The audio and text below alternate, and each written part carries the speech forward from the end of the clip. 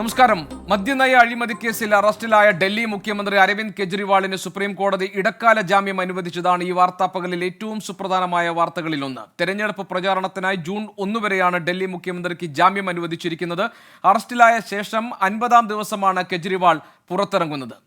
ജസ്ന തിരോധാന കേസിൽ തുടരന്വേഷണം പ്രഖ്യാപിച്ചതാണ് ഇന്നത്തെ മറ്റൊരു പ്രധാന വാർത്ത. പാനൂർ വിഷ്ണുപ്രിയ കൊലക്കേസിൽ ശിക്ഷാവിധി തിങ്കളാഴ്ച ഉണ്ടാകും. പ്രതി ശ്യാംജിത്ത് കുറ്റക്കാരനാണെന്ന് ഇന്ന് തലശ്ശേരി അഡീഷണൽ കോടതി കണ്ടെത്തിയിരിക്കുന്നു. നവകേരള യാത്രക്കിടെ യൂത്ത് കോൺഗ്രസ് പ്രവർത്തകരെ മർദ്ദിച്ച കേസിൽ മുഖ്യമന്ത്രിയുടെ സുരക്ഷാ ഉദ്യോഗസ്ഥരെ ക്രൈംബ്രാഞ്ച് ചോദ്യം ചെയ്തതും ഇന്ന് സംഭവിച്ച പ്രധാന വാർത്തയാണ്. എല്ലാ പ്രേക്ഷകർക്കും സ്വാഗതം. ഇന്ന് സംഭവിച്ച പ്രധാന വാർത്തകളിലേക്ക്. അരവിന്ദ് കെജ്രിവാളിന് ജാമ്യം.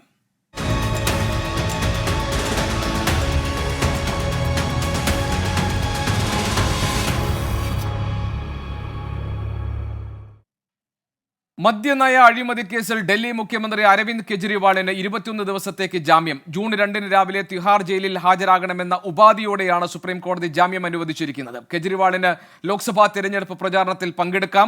കേസിനെ കുറിച്ച് സംസാരിക്കാൻ അനുവദിക്കരുതെന്ന കേന്ദ്ര സർക്കാരിന്റെ വാദം ഇന്ന് കോടതി പരിഗണിച്ചില്ല.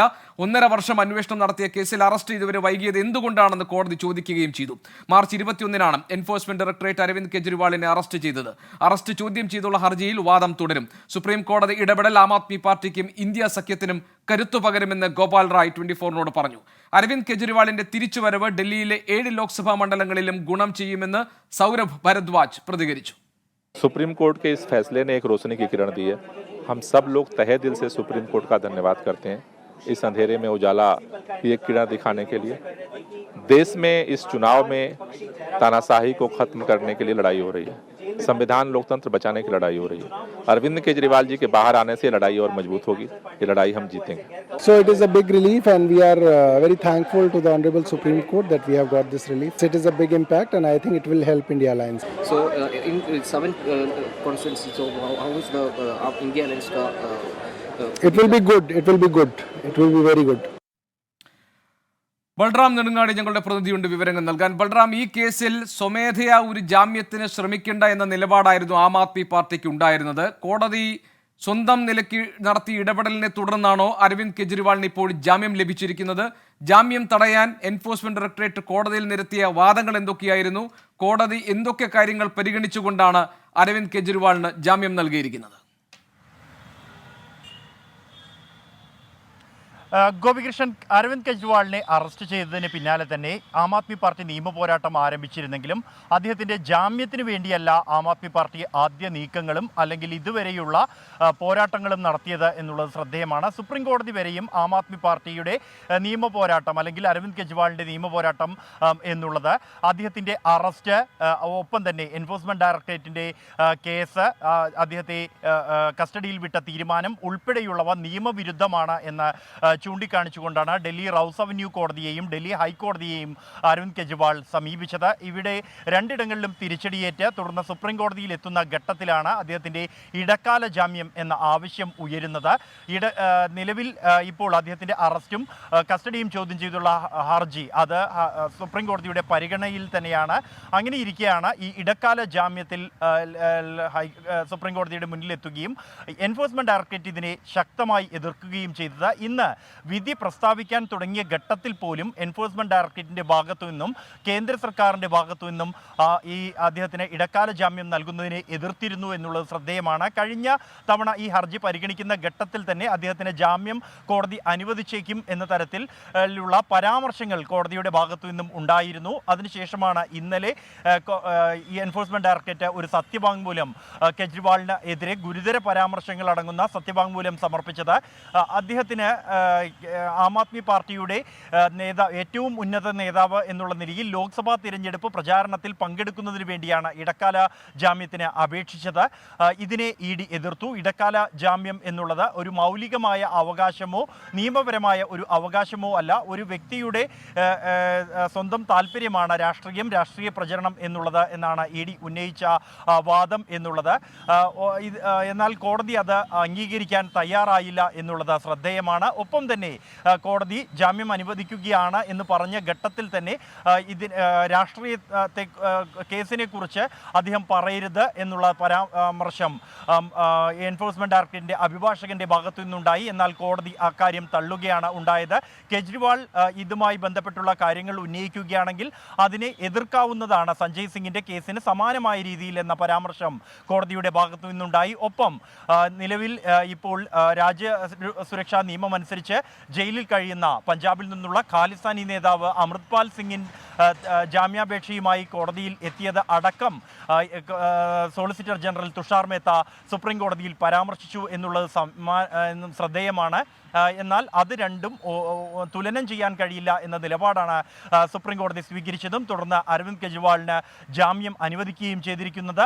പ്രധാനമായും 5 വ്യവസ്ഥകളിലാണ് കെജ്രിവാളിന് ജാമ്യം കോടതി അനുവദിച്ചിരിക്കുന്നത്. ഈ വ്യവസ്ഥകൾ എന്നുള്ളത് 50,000 രൂപയുടെ വ്യക്തിഗത ബോണ്ട്, ഒപ്പം തന്നെ മുഖ്യമന്ത്രിയുടെ ഓഫീസിലേക്കോ ഡൽഹി സെക്രട്ടേറിയറ്റിലേക്കോ പ്രവേശിക്കരുത്, കൂടാതെ ഡൽഹി ലഫ്റ്റനന്റ് ഗവർണറുടെ അനുമതിയില്ലാതെ ഒരു ഫയലിലും ഒപ്പുവെക്കരുത്, മദ്യനയ അഴിമതിയിൽ കെജ്രിവാളിൻ്റെ പങ്കിനെക്കുറിച്ച് പ്രതികരിക്കരുത്, കൂടാതെയാണ് സാക്ഷികളെ ബന്ധപ്പെടാൻ ശ്രമിക്കരുത്. ഇത്തരത്തിലുള്ള 5 വ്യവസ്ഥകളുടെ അടിസ്ഥാനത്തിലാണ് കെജ്രിവാളിന് കോടതി ജാമ്യം അനുവദിച്ചിരിക്കുന്നത്. അദ്ദേഹം ഇന്ന് തന്നെ പുറത്തിറങ്ങാനാണ് സാധ്യത. അതിനുള്ള നീക്കങ്ങൾ ആം ആദ്മി പാർട്ടി നടത്തിയിരിക്കുന്നു. സാധാരണ നിലയിൽ ജാമ്യം ലഭിച്ചു കഴിഞ്ഞാൽ ഇതുമായി ബന്ധപ്പെട്ടുള്ള സുപ്രീം കോടതിയിൽ നിന്നുള്ള ഉത്തരവിൻ്റെ അസൽ പകർപ്പ് അത് ജയിലിലെത്തണം, ജയിലിലെ മറ്റ് നടപടിക്രമങ്ങൾ പൂർത്തിയാക്കണം. അതിനുശേഷമാണ് ജയിലിൽ നിന്നും അദ്ദേഹത്തെ പുറത്തിറക്കാറുള്ളത്. ജയിലിലെ നടപടിക്രമങ്ങൾ എന്നുള്ളത് അദ്ദേഹത്തിൻ്റെ ആരോഗ്യ പരിശോധന അടക്കമുള്ള നടപടികൾ പൂർത്തിയാകേണ്ടതുണ്ട്. അതിനുശേഷമായിരിക്കും കെജ്രിവാൾ പൂർത്തിയാകുക. സ്വാഭാവികമായും ഇത്ര ക്രൂഷ്യൽ ആയിട്ടുള്ളൊരു തെരഞ്ഞെടുപ്പ് നടക്കുന്ന സന്ദർഭത്തിൽ ഒരു മുഖ്യമന്ത്രിയെ ഇതുപോലെ ജയിലിൽ അടച്ചിടാൻ കഴിയില്ല എന്നൊരു നിലപാട് കോടതി സ്വീകരിച്ചിട്ടുണ്ടല്ലോ. ആം ആദ്മി പാർട്ടിയുടെ മുഖവും ആത്മാവുമായ അരവിന്ദ് കെജ്രിവാൾ തിരികെ എത്തുമ്പോൾ ഏത് തരത്തിൽ ഇത് ആഘോഷമാക്കാനാണ് പാർട്ടി തീരുമാനിച്ചിരിക്കുന്നത്? സ്വാഭാവികമായും ഇനിയുള്ള പ്രചാരണ ദിവസങ്ങളിൽ വളരെ ശക്തമായി ഈ വിഷയങ്ങളൊക്കെ ഉന്നയിച്ചുകൊണ്ടായിരിക്കുമല്ലോ ആം ആദ്മി പാർട്ടി രംഗത്തുണ്ടാവുക. എന്തൊക്കെയാണ് പാർട്ടി പദ്ധതിയിടുന്നത്? ഗോപികൃഷ്ണൻ, കെജ്രിവാളിനെ സംബന്ധിച്ചിടത്തോളം അല്ലെങ്കിൽ പൊതുരാഷ്ട്രീയ സാഹചര്യത്തെ സംബന്ധിച്ചിടത്തോളം ജയിലിനകത്തേക്ക് പോകുന്ന ആരോപണ വിധേയനായി നിൽക്കുന്ന കെജ്രിവാൾ അല്ല ജയിലിലെത്തും നിന്നും പുറത്തിറങ്ങുമ്പോൾ അദ്ദേഹം രാഷ്ട്രീയമായി കൂടുതൽ കരുത്തനായിരിക്കുന്നു എന്നുള്ളത് ശ്രദ്ധേയമാണ്. അത് കേവലം അദ്ദേഹത്തിൻ്റെ ഈ ഒരു ശിക്ഷിക്കപ്പെട്ടു എന്നതുകൊണ്ട് മാത്രമല്ല, ഇന്ത്യ സഖ്യത്തിൻ്റെ പൂർണ്ണമായ പിന്തുണ അദ്ദേഹത്തിനൊപ്പം ഉണ്ട്. 2 മഹാറാലികൾ, പ്രതിഷേധ റാലികൾ അദ്ദേഹത്തിന് വേണ്ടി നടന്നു. ഡൽഹിയിലും റാഞ്ചിയിലുമായി നടന്നു. ഇന്ത്യ സഖ്യം ഒറ്റക്കെട്ടായി അദ്ദേഹത്തിന് വേണ്ടി വാദിക്കുന്നത് നമ്മൾ കണ്ടു. ഒപ്പം തന്നെ ഡൽഹിയിലെ തെരഞ്ഞെടുപ്പ് പ്രചാരണത്തിൽ സജീവ ആയുധമാക്കി കെജ്രിവാളിൻ്റെ ജയിലിലെ മറുപടി വോട്ടിലൂടെ എന്ന മുദ്രാവാക്യത്തിൽ ആം ആദ്മി പാർട്ടി പ്രചരണം ആരംഭിച്ച് 1 മാസത്തിലേറെ പിന്നിട്ടിരിക്കുന്നു. ഇതിന് മികച്ച പ്രതികരണം ജനങ്ങളിൽ നിന്നും ലഭിക്കുന്നു എന്നുള്ളതും ആം ആദ്മി പാർട്ടി നേതാക്കൾ എല്ലാവരും വ്യക്തമാക്കുന്നുണ്ട്. ഡൽഹി BJPയുടെ ആത്മപരിശോധനാ റിപ്പോർട്ടിൽ പോലും, സർവേകളിൽ പോലും ഈ ജയിലിലടച്ചത് BJPക്ക് രാഷ്ട്രീയമായി തിരിച്ചടിയാകുമെന്നും കെജ്രിവാളിന് അനുകൂലമായ ഒരു തരംഗം രൂപപ്പെടാൻ ഇടയാക്കി എന്നുള്ള വിലയിരുത്തലും നിലവിലുണ്ട്. ഇതെല്ലാം കൊണ്ട് തന്നെ കെജ്രിവാൾ ശക്തനാണ് എന്ന് ഉറപ്പാണ്. കെജ്രിവാൾ ജയിലിൽ നിന്നും ഇറങ്ങുന്നതോടുകൂടി തന്നെ കോടതിയിൽ നിന്നും അനുകൂലമായ തീരുമാനമുണ്ടായിരിക്കുന്നു. കോടതി അഗ്നിശുദ്ധി വരുത്തിയിരിക്കുന്നു. തുടർന്നാണ് EDയുടെയും കേന്ദ്ര സർക്കാരിൻ്റെയും വാദങ്ങളെ എല്ലാം തന്നെ തള്ളിക്കൊണ്ട് കോടതി ജാമ്യം അനുവദിച്ചിരിക്കുന്നത് എന്നുള്ളതായിരിക്കും ആം ആദ്മിയുടെ. ശരി, ബൽറാം പറഞ്ഞതുപോലെ ആ സന്ദേശമായിരിക്കും ആം ആദ്മി പാർട്ടി അവരുടെ റാലികളിലൂടെ, അവരുടെ പ്രചാരണ പരിപാടികളിലൂടെ, അവരുടെ ആഘോഷ പ്രകടനങ്ങളിലൂടെയൊക്കെ പുറത്തുവിടാൻ ഉദ്ദേശിക്കുന്നുണ്ടാവുക. ഇപ്പോൾ ആം ആദ്മി പാർട്ടിയുടെ ആസ്ഥാനത്ത് നിന്ന് ഞങ്ങളുടെ പ്രതിനിധി നിതിൻ അംബുജൻ കൂടി നമ്മളോടൊപ്പം ചേരുന്നുണ്ട്. നിതിൻ, സ്വാഭാവികമായും ഇപ്പോൾ നേരത്തെ ബൽറാം സൂചിപ്പിച്ചതുപോലെ തന്നെ ഈ ജയിലിലേക്ക് പോയ അരവിന്ദ് കെജ്രിവാൾ അല്ല ജയിലിൽ നിന്ന് തിരികെ എത്തുന്ന അരവിന്ദ് കെജ്രിവാൾ. ആം ആദ്മി പാർട്ടിയെ സംബന്ധിച്ച് അവർക്ക് ഈ തെരഞ്ഞെടുപ്പ് പ്രചാരണത്തിൽ കരുത്തു പകരാൻ, ഊർജമാക്കി മാറ്റാൻ അവർക്ക് കെജ്രിവാളിൻ്റെ ഇപ്പോഴത്തെ ജാമ്യം ലഭിച്ചുള്ള തിരിച്ചുവരവ് വഴിയൊരുക്കും. ഏതൊക്കെ തരത്തിലായിരിക്കും അവർ അതിനെ വിനിയോഗിക്കുക? എങ്ങനെയായിരിക്കും ഈ ആഘോഷ പരിപാടികൾ സംഘടിപ്പിക്കുക? എന്തൊക്കെ പദ്ധതികളാണ് ആം ആദ്മി പാർട്ടി തീരുമാനിച്ചിരിക്കുന്നത്? എങ്ങനെയാണ് ഈ ആഘോഷം അവർ കൊണ്ടാടാൻ പോകുന്നത്? ഇന്നത്തെ ദിവസം വിവരങ്ങൾ എന്തൊക്കെയാണ്? പാർട്ടി ആസ്ഥാനത്തു നിന്നുള്ള വിവരങ്ങൾ.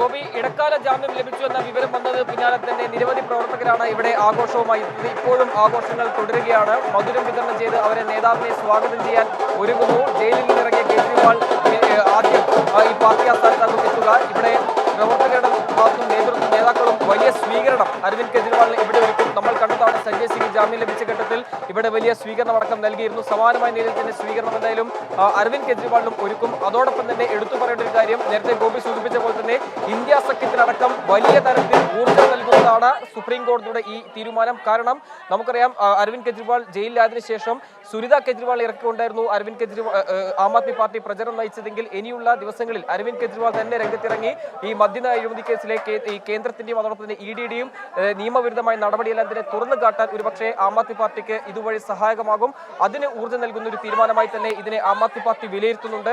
കഴിഞ്ഞ ലോക്സഭയിൽ 7 ലോക്സഭാ മണ്ഡലങ്ങളും BJPക്ക് ലഭിച്ചപ്പോൾ ഇക്കുറി 3 ലോക്സഭാ സീറ്റിൽ കോൺഗ്രസും 4 ആം ആദ്മി പാർട്ടിയുമാണ് മത്സരിക്കുന്നത്. അങ്ങനെ ഇന്ത്യ സഖ്യത്തിന്റെ ഒരു കെട്ടുറപ്പിനെ തന്നെ ഊർജ്ജം നൽകുന്നതാണ് ഈ ഒരു തീരുമാനം.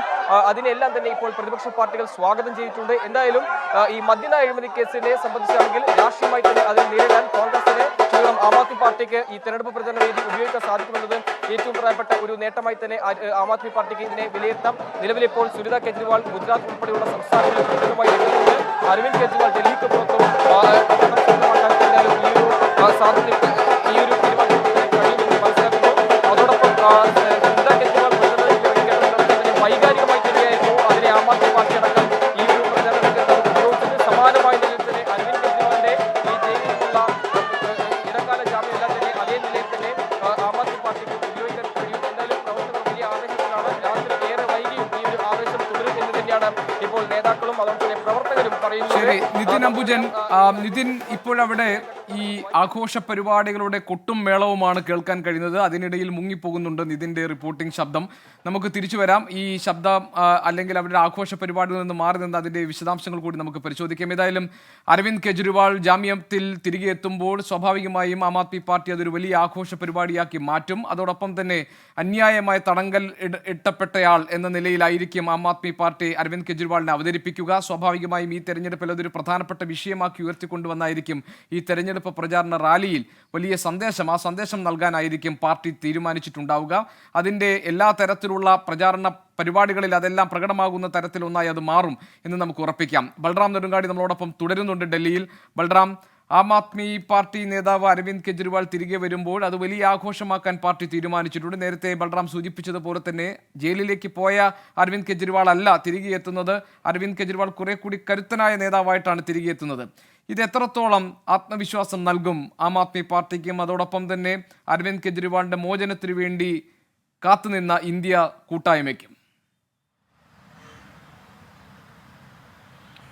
ഗോപികൃഷ്ണൻ, അരവിന്ദ് കെജ്രിവാളിനെ സംബന്ധിച്ചിടത്തോളം അദ്ദേഹം നേരത്തെ തന്നെ ആം ആദ്മി പാർട്ടിയുടെ അവസാന വാക്ക് തന്നെയാണ് കെജ്രിവാൾ. അദ്ദേഹത്തിന് ഈ കേസിൽ അറസ്റ്റിലാകപ്പെട്ടതോടുകൂടി കൂടുതൽ കരുത്തനായിരിക്കുന്നു. പ്രതിപക്ഷ നിരയുടെ മുഴുവൻ നേതാവായി കെജ്രിവാൾ മാറിയിരിക്കുന്നു നിലവിൽ. അദ്ദേഹം പുറത്തിറങ്ങുന്നതോടുകൂടി പ്രചാരണ രംഗത്തും അത് ഏറെ ഗുണം ചെയ്യും എന്ന കണക്കുകൂട്ടലാണ് ആം ആദ്മി പാർട്ടിക്കും ഒപ്പം ഇന്ത്യ സഖ്യത്തിനും ഉള്ളത്. നിർണായകമാകുന്നത് ഡൽഹിയിലെ 7 സീറ്റുകളിൽ തന്നെയാണ്. ഒപ്പമുള്ള സഖ്യമായി മത്സരിക്കുന്ന മറ്റ് സീറ്റുകളിലും കൂടാതെ പ്രധാനപ്പെട്ട ഇന്ത്യ സഖ്യ നേതാക്കൾക്ക് വേണ്ടി എല്ലാം തന്നെ കെജ്രിവാൾ പ്രചാരണത്തിന് ഇറങ്ങും എന്ന ഉറപ്പാണ്. ഇതിലൂടെ കെജ്രിവാളിന് നൽകുന്ന സന്ദേശം അദ്ദേഹം പൂർണ്ണമായും ഈ തെരഞ്ഞെടുപ്പ് പ്രചാരണം തന്നെ കാരണമായി ചൂണ്ടിക്കാണിച്ചാണ് സുപ്രീം കോടതി ഇടക്കാല ജാമ്യം അനുവദിച്ചിരിക്കുന്നത് എന്നുള്ളതും ശ്രദ്ധേയമാണ്. രാഷ്ട്രീയമായി ഈ സാഹചര്യത്തെ പരമാവധി പ്രയോജനപ്പെടുത്തുക എന്നുള്ളത് തന്നെയായിരിക്കും ഇനി ആം ആദ്മി പാർട്ടിക്ക് മുന്നിലുള്ള ലക്ഷ്യം എന്നുള്ളത്. കെജ്രിവാൾ പുറത്തിറങ്ങുന്നത് അത് വലിയ ആഘോഷമാക്കി മാറ്റുക എന്നുള്ളതാണ് ആം ആദ്മി പാർട്ടി ലക്ഷ്യം വയ്ക്കുന്നത്. ഇന്ന് ആകസ്മികമായി കെജ്രിവാളിൻ്റെ ഇടക്കാല ജാമ്യം കോടതി പ്രഖ്യാപിക്കുന്ന ഘട്ടത്തിൽ, വിധി പറയുന്ന ഘട്ടത്തിൽ സുനിത കെജ്രിവാൾ ഈ തിഹാർ ജയിലിൽ എത്തിയിരുന്നു. നേരത്തെ നിശ്ചയിച്ചതനുസരിച്ച് കെജ്രിവാളിനുമായി സന്ദർശിക്കാൻ എത്തിയതായിരുന്നു സുനിത കെജ്രിവാൾ. ആ ഘട്ടം മുതൽ അവർ ഇപ്പോഴും ജയിലിൽ തുടരുകയാണ്. ജയിലിലേക്ക് മറ്റ് പ്രവർത്തകർ കൂടി ചേർന്നുകൊണ്ടിരിക്കുകയാണ്. അവിടെ നിന്നും വലിയ ഘോഷയാത്രയായി തന്നെ കെജ്രിവാൾ പുറത്തിറങ്ങുക, തുടർന്ന് ഡൽഹിയിൽ അദ്ദേഹത്തിന് വലിയ സ്വീകരണ റാലി തന്നെ ഒരുക്കുക എന്നുള്ളതാണ് ആം ആദ്മി പാർട്ടിയുടെ നിലവിലുള്ള ലക്ഷ്യം എന്നുള്ളത്. അതിൻ്റെ സമയക്രമവും മറ്റും അന്തിമ സമയക്രമം ഇതുവരെ പ്രഖ്യാപിച്ചിട്ടില്ലെങ്കിൽ പോലും ആസൂത്രണം സജീവമായി തന്നെ നടന്നുകൊണ്ടിരിക്കുകയാണ്. ഏറ്റവും വലിയ ഒരു ആഘോഷ പരിപാടിയായി അതിനെ മാറ്റുക, ഇതിലൂടെ ഈ കേസിലൂടെ ഉണ്ടാക്കിയ കളങ്കം അതിനെ കോടതി വിധിയിലൂടെ മറികടക്കാൻ കഴിയുന്ന തരത്തിൽ ജനപങ്കാളിത്തം ഉറപ്പാക്കിക്കൊണ്ടുള്ള ഒരു ആഘോഷ പരിപാടിയായി കെജ്രിവാൾ പുറത്തിറങ്ങുന്നത് മാറ്റാനാണ് ആം ആദ്മി പാർട്ടി ലക്ഷ്യം വയ്ക്കുന്നത്. ഒപ്പം വരും ദിവസങ്ങളിൽ താഴെത്തട്ടിൽ തന്നെ കെജ്രിവാൾ പ്രചാരണത്തിന് ഇറങ്ങും. ഡൽഹിക്കൊപ്പം മറ്റിടങ്ങളിലും അദ്ദേഹം പ്രചാരണത്തിനായി എത്തും. ഇനി ബാക്കിയുള്ള ഘട്ടങ്ങളിലെല്ലാം തന്നെ കെജ്രിവാൾ തിരഞ്ഞെടുപ്പ് പ്രചാരണത്തിൽ സജീവമായി തന്നെ ഉണ്ടാകും എന്നുള്ളത് ഉറപ്പാണ്. തിരഞ്ഞെടുപ്പ് റിസൾട്ട് വരും വരെ അദ്ദേഹത്തിന് ജാമ്യം എന്നുള്ളതായിരുന്നു അദ്ദേഹത്തിൻ്റെ അഭിഭാഷകൻ അഭ്യർത്ഥിച്ചിരുന്നത്. എന്നാൽ കോടതി അത് അംഗീകരിച്ചിട്ടില്ല. തിരഞ്ഞെടുപ്പ് പ്രചരണം പൂർത്തിയാകും വരെയാണ് അദ്ദേഹത്തിന് ജാമ്യം ഇപ്പോൾ ലഭിച്ചിരിക്കുന്നത്. ശരി ബൽറാം, കുറെ കൂടി കരുത്തനായ അരവിന്ദ് കെജ്രിവാൾ തിരികെ വരുമ്പോൾ തെരഞ്ഞെടുപ്പ് പ്രചാരണ പരിപാടികൾ അതിന്റെ അടിത്തട്ടിൽ സജീവ സാന്നിധ്യമായി നിലകൊള്ളും അരവിന്ദ് കെജ്രിവാൾ. അതിനുവേണ്ടിയുള്ള എല്ലാ ഒരുക്കങ്ങളിലേക്കും ആം ആദ്മി പാർട്ടി കടന്നു കഴിഞ്ഞു. വലിയ ആഘോഷ പരിപാടികളോട് കൂടിയാണ് അരവിന്ദ് കെജ്രിവാളിന്റെ മടങ്ങിവരവിനെ കൊണ്ടാടാൻ പാർട്ടി ഉദ്ദേശിച്ചിരിക്കുന്നത്. അത് സ്വാഭാവികമായും അന്യായമായി തടവിലാക്കപ്പെട്ട ആൾ എന്ന നിലയിലുള്ള ഒരു പ്രതിച്ഛായയിലായിരിക്കും ആ ആഘോഷ പരിപാടികൾ മുന്നോട്ട് കൊണ്ടുപോവുക, പ്രചാരണ പരിപാടികൾ മുന്നോട്ട് കൊണ്ടുപോവുക. അതിനുവേണ്ടിയുള്ള ഒരുക്കങ്ങളിലേക്ക് ആം ആദ്മി പാർട്ടി കടന്നു കഴിഞ്ഞിരിക്കുന്നു. അതിന്റെ വിശദാംശങ്ങളാണ് ബൽറാം നെടുങ്ങാടിയും നിതിൻ അംബുജനും നൽകിയത് ഡൽഹിയിൽ നിന്ന്. വാർത്തകളിലേക്ക് വീണ്ടും. തിരോധാനത്തിന്റെ ചുരുളഴിയും.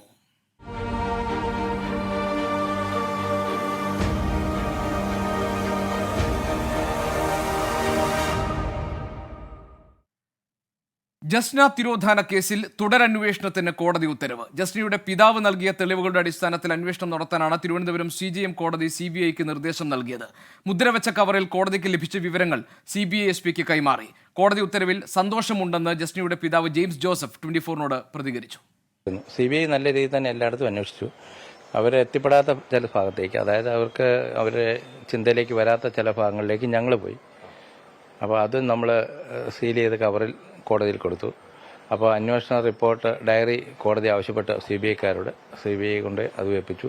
കോടതി അതിനെക്കുറിച്ച് പഠിച്ചിട്ടാണ് ഇപ്പോൾ ഞങ്ങൾക്ക് തുടരന്വേഷണത്തിനുള്ള അനുമതി തന്നിരിക്കുന്നത്. CBI അന്വേഷണത്തിൻ്റെ റിപ്പോർട്ട് ഞങ്ങൾ വാങ്ങി ഞങ്ങൾ അതിനെക്കുറിച്ച് പഠിച്ചു കഴിഞ്ഞപ്പോഴാണ് അവർ ആ ചില ചിന്തകളിലേക്ക് പോയില്ല എന്ന് നമുക്ക് ബോധ്യപ്പെട്ടപ്പോൾ നമ്മളത് ഇച്ചിരൂടെ ഗൗരവമായിട്ട് ചിന്തിക്കുകയും അത് കോടതിയെ ബോധിപ്പിക്കുകയും ചെയ്തു. ഷഫീദ് റാവുത്തർ ഞങ്ങളുടെ പ്രതിനിധിയുണ്ട് തിരുവനന്തപുരത്ത് വിവരങ്ങൾ നൽകാൻ. ഷഫീദ്, ഈ ജസ്നയുടെ പിതാവ് മുദ്രവെച്ച കവറിൽ നൽകിയ തെളിവുകൾ പരിഗണിച്ചുകൊണ്ടാണല്ലോ ഇതിൽ ഒരു തുടരന്വേഷണത്തിന്റെ സാധ്യതകളിലേക്ക് കോടതി കടക്കുന്നത്. ഇത് എത്രത്തോളം പ്രസക്തമാണ് നിലവിൽ ഈ കേസിൽ? പിതാവിന്റെ പ്രതികരണം കണ്ടു, അദ്ദേഹത്തിന് സന്തോഷമുണ്ടെന്നാണ് പറഞ്ഞത്. എന്തെങ്കിലും നിർദ്ദേശങ്ങൾ സവിശേഷമായി കോടതി നൽകിയിട്ടുണ്ടോ ഈ കേസ് അന്വേഷണത്തിൽ? ഗോപി സൂചിപ്പിച്ചതുപോലെ തന്നെ ഇക്കാര്യത്തിൽ ഏറ്റവും നിർണായകമായ ചില തെളിവുകൾ ജസ്നയുടെ പിതാവ് ജെയിംസ് കോടതിക്ക് മുൻപാകെ ഹാജരാക്കി, അതും മുദ്രവെച്ച കവറിൽ ഹാജരാക്കി എന്നുള്ളതാണ് ഏറ്റവും പ്രധാനപ്പെട്ട കാര്യം. അതിലായിരിക്കും ഇനി CBIയുടെ ഇതുമായി ബന്ധപ്പെട്ട തുടരന്വേഷണം നടക്കുക എന്നുള്ളതും ഏറ്റവും പ്രധാനപ്പെട്ട കാര്യം. നമുക്കറിയാം CBI ഏതാണ്ട് കേസ് അവസാനിപ്പിക്കുന്ന ഒരു ഘട്ടത്തിലായിരുന്നു തിരുവനന്തപുരം CJM കോടതിയിൽ ഒരു ഹർജിയുമായി ജസ്നയുടെ പിതാവ് എത്തുന്നത്. CBI അന്വേഷണ പരിധിയിൽ പല കാര്യങ്ങളും പെട്ടിട്ടില്ല എന്നും മാത്രവുമല്ല CBI അന്വേഷണത്തിലെ കാര്യക്ഷമത ചോദ്യം ചെയ്യുന്നു എന്നുള്ളതുമായിരുന്നു ആ ഹർജിയിലെ ഉള്ളടക്കം. പിന്നാലെ ഇക്കാര്യത്തിൽ വിശദമായിട്ടുള്ള വാദപ്രതിവാദങ്ങൾ കോടതിയിൽ നടന്നു. ഒരു ഘട്ടത്തിൽ ജസ്ന ജീവിച്ചിരിപ്പില്ല എന്ന് പോലും ജസ്നയുടെ പിതാവ് കോടതിയെ അറിയിക്കുന്ന സാഹചര്യം ഉണ്ടായി. അതിനോടൊപ്പമാണ് പിതാവിന്റെ സംശയങ്ങളായത്. പിതാവിന്റെ അന്വേഷണത്തിലെ കണ്ടെത്തലായ ചില വിവരങ്ങൾ ജസ്നയുടെ പിതാവ് കോടതിയെ അറിയിക്കുന്നത്. പ്രത്യേകിച്ച് ജസ്നയുടെ അജ്ഞാത സുഹൃത്തിനെ കുറിച്ച് CBI വിശദമായ അന്വേഷണം നടത്തിയില്ല. എല്ലാ വ്യാഴാഴ്ചയും ജസ്ന പോകാറുള്ളൊരു പ്രാർത്ഥനാ കേന്ദ്രം ഉണ്ടായിരുന്നു. അക്കാര്യത്തിൽ അന്വേഷണം നടത്തിയില്ല. ജസ്നയെ കാണാതാകുന്നത് ഒരു വ്യാഴാഴ്ചയാണ്. അതുമായി ബന്ധപ്പെട്ടും അതിനെ ഇന്റർലിങ്ക് ചെയ്തും അന്വേഷണം ഉണ്ടായിട്ടില്ല. കൂടാതെ കണ്ടെത്തിയ വസ്ത്രത്തിലെ അമിത രക്തക്കറ അത് ജസ്ന ഗർഭിണിയാണോ എന്നുള്ള സംശയത്തിന് വഴിവെക്കുന്നു അടക്കമുള്ള കാര്യങ്ങൾ ജസ്നയുടെ പിതാവ് കോടതിയെ അറിയിച്ചിരുന്നു. മാത്രവുമല്ല അജ്ഞാത സുഹൃത്തിന്റെ ചിത്രമടക്കമുള്ള കാര്യങ്ങൾ വളരെ സീക്രസിയിൽ രഹസ്യ സ്വഭാവത്തിൽ കോടതിക്ക് മുൻപാകെയും CBIക്കും കൈമാറാൻ തയ്യാറാണ് എന്നുള്ള വിവരം കൂടി ഈ കോടതിയെ അറിയിച്ചതിന് പിന്നാലെയാണ് കോടതി ഇക്കാര്യത്തിൽ അന്വേഷണ ഉദ്യോഗസ്ഥരെ നേരിട്ട് വിളിപ്പിക്കുന്നതും കേസ് ഡയറി തേടുന്നതും. കേസ് ഡയറി പരിശോധിച്ച കോടതി ജസ്നയുടെ പിതാവ് നിലവിൽ ഉന്നയിച്ചിരിക്കുന്ന പുതിയ കാര്യങ്ങളിൽ CBI അന്വേഷണം നടത്തിയിട്ടില്ല എന്ന് കണ്ടെത്തുകയായിരുന്നു. അതിന് പിന്നാലെയാണ് തുടരന്വേഷണത്തിന് ഇപ്പോൾ നിർദ്ദേശം അല്ലെങ്കിൽ ഒരു ഉത്തരവിട്ടിരിക്കുന്നത്. ഏതായാലും ജസ്നയുടെ പിതാവ് കോടതിക്ക് കൈമാറിയ മുദ്രവെച്ച കവറിൽ കൈമാറിയിട്ടുള്ള കാര്യങ്ങൾ അത് CBI അന്വേഷണ സംഘത്തിന് കോടതി കൈമാറിയിട്ടുണ്ട്. ഇക്കാര്യത്തിൽ വളരെ വിശദമായ ഒരു അന്വേഷണം നടത്തി ജസ്നയ്ക്ക് എന്ത് സംഭവിച്ചു എന്നുള്ളത് കണ്ടെത്തണം എന്നുള്ളതാണ് തിരുവനന്തപുരം CJM കോടതിയുടെ ഉത്തരവ്. ഗോപികൃഷ്ണൻ. ഷഫീദ് റാവുത്തറാണ് വിവരങ്ങൾ നൽകിയത്. തിരുവനന്തപുരത്ത് നിന്ന് മറ്റു വാർത്തയിലേക്ക്. വിഷ്ണുപ്രിയ കൊലക്കേസിൽ പ്രതി കുറ്റക്കാരൻ.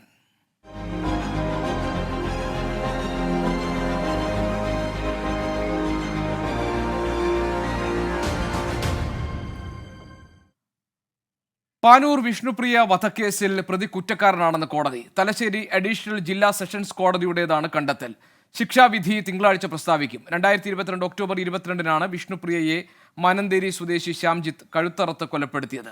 പെൺകുട്ടികളുടെ സ്വാതന്ത്ര്യം ഹനിക്കുന്നവർക്കുള്ള താക്കീതാണ് വിധിയെന്ന് പ്രോസിക്യൂട്ടർ കെ അജിത് കുമാർ പ്രതികരിച്ചു. ഇന്ന് കോടതി കുറ്റക്കാരനെന്ന് കണ്ടെത്തിയതിനു ശേഷവും അദ്ദേഹത്തിന് പരമാവധി ശിക്ഷ കൊടുക്കണമെന്നാണ് പ്രോസിക്യൂഷൻ്റെ ഭാഗത്തുനിന്ന് ഞാൻ അവതരിപ്പിച്ചിട്ടുള്ളത്. പ്രോസിക്യൂഷനെ സംബന്ധിച്ച് ഈ പ്രതി മൃഗീയമായ കൊലപാതകം വെറും ഒരു കൊലപാതകമല്ല. നമ്മുടെ നാട്ടിലെ പെൺകുട്ടികൾക്ക്, ടീനേജ് ആയിട്ടുള്ള പെൺകുട്ടികൾക്ക് അവരുടെ സ്വാതന്ത്ര്യം, അവരുടെ അഭിപ്രായ സ്വാതന്ത്ര്യവും സ്നേഹിക്കാനുള്ള സ്വാതന്ത്ര്യവും ഇത്തരം പ്രതികളുടെ മുമ്പിൽ ഒരിക്കലും പണയം വെക്കാൻ പാടില്ല എന്നുള്ള ഒരു കാഴ്ചപ്പാടാണ് പ്രോസിക്യൂഷനുള്ളത്. ഇത് പെൺകുട്ടികൾക്ക് വേണ്ടിയുള്ള ഒരു വിധിയായി ഞാൻ കണക്കാക്കുകയാണ്. സജോ ദേവസ്യ ഞങ്ങളുടെ പ്രതിനിധിയുണ്ട് കണ്ണൂരിൽ നിന്ന് വിവരങ്ങൾ നൽകാൻ. സജോ, അക്ഷരാർത്ഥത്തിൽ മനസാക്ഷിയെ നടുക്കിയതാണ് ഈ കൊലപാതകം. ഇതിൽ പ്രതി ശ്യാംജിത്ത് പ്രണയപ്പക മൂലമാണ് ഈ കൊലപാതകം നടത്തിയതെന്ന് കണ്ടെത്തുകയായിരുന്നില്ലേ കോടതി? എന്തൊക്കെയാണ് വിധിന്യായത്തിലെ പ്രധാനപ്പെട്ട ഭാഗം? മറ്റു വിശദാംശങ്ങൾ എന്തൊക്കെയാണ്? ഗോപികൃഷ്ണൻ, പ്രോസിക്യൂഷന്റെ വാദങ്ങളെ കോടതി അംഗീകരിച്ചു. തലശ്ശേരി അഡീഷണൽ ജില്ലാ സെഷൻസ് കോടതി ജഡ്ജി എ വി മൃദുലയാണ് ഈ കേസിൻ്റെ വിചാരണ നടപടിക്രമങ്ങളിലൊക്കെ ജഡ്ജായി ഉണ്ടായിരുന്നത്. അവർ പ്രോസിക്യൂഷന്റെ വാദങ്ങളെ പൂർണ്ണമായും അംഗീകരിച്ചു. അതായത് സാക്ഷിമൊഴികൾ, ശാസ്ത്രീയ തെളിവുകൾ, സാഹചര്യ തെളിവുകൾ അവ നിരത്തിയുള്ള പ്രോസിക്യൂഷന്റെ വാദങ്ങളെ പൂർണ്ണമായും കോടതി അംഗീകരിച്ചു. ഇതിലേറ്റവും പ്രധാനമായത്, ഏറ്റവും നിർണായകമായത്, ഈ കുറ്റകൃത്യത്തിന് നേരിട്ട് ദൃക്സാക്ഷികളില്ല, പകരം വീഡിയോ കോൾ, അതായത് വിഷ്ണുപ്രിയ കൊല്ലപ്പെടുമ്പോൾ അവർ സുഹൃത്തായ പൊന്നാനി സ്വദേശിയുമായി വീഡിയോ കോളിൽ സംസാരിക്കുകയായിരുന്നു. പ്രതി എത്തുന്ന ഈ ദൃശ്യങ്ങൾ വിഷ്ണുപ്രിയയുടെ സുഹൃത്ത് കണ്ടിരുന്നു. ആ വിഷ്ണുപ്രിയയുടെ സുഹൃത്തിൻ്റെ മൊഴി കേസിൽ നിർണായകമായി. മറ്റൊന്ന്, പ്രതി ആയുധം വാങ്ങിക്കുന്ന വീഡിയോ ദൃശ്യങ്ങൾ കുറ്റപത്രത്തിൻ്റെ ഭാഗമായിരുന്നു, അത് കോടതിയിൽ പ്രദർശിപ്പിച്ചു. അതും ഒരു പ്രധാനപ്പെട്ട തെളിവായി. മറ്റൊന്ന്, സാക്ഷിമൊഴികൾ, കുറ്റകൃത്യത്തിന് ശേഷം പ്രതി രക്ഷപ്പെടുന്നത് കണ്ട സാക്ഷിമൊഴികൾ, അവയെല്ലാം കോടതി പൂർണ്ണമായും അംഗീകരിക്കുകയാണ് ചെയ്തത്. മറ്റൊന്ന്, ഇനി ഇപ്പോൾ ശിക്ഷാവിധി എന്താണ് എന്നതാണ് ഏറ്റവും നിർണായകം. പ്രോസിക്യൂഷൻ്റെ വാദം, ഇത് അപൂർവങ്ങളിൽ അപൂർവമായ ഒരു കേസായി തന്നെ പരിഗണിക്കണം. സുപ്രീം കോടതി വധശിക്ഷയുമായി ബന്ധപ്പെട്ട് പുറപ്പെടുവിച്ചിട്ടുള്ള മാർഗനിർദ്ദേശങ്ങൾ ഈ കേസിൽ ബാധകമാണ് എന്നതാണ് പ്രോസിക്യൂഷന്റെ വാദം. അതിന്റെ പ്രധാനപ്പെട്ട കാരണം, അങ്ങേയറ്റം ക്രൂരമായ ഒരു കൊലപാതകമാണ് അരങ്ങേറിയത്. 29 മുറിവുകളാണ് പോസ്റ്റ്മോർട്ടം റിപ്പോർട്ടിൽ തന്നെ പരാമർശിക്കുന്നത്. ഈ ഫോറൻസിക് സർജൻ തന്നെ കോടതിയിലെത്തി നൽകിയ മൊഴി തന്നെ പരിഗണിക്കുകയാണെങ്കിൽ അങ്ങേയറ്റം ക്രൂരമായ ഒരു കൊലപാതകമാണ് അരങ്ങേറിയിരിക്കുന്നത്.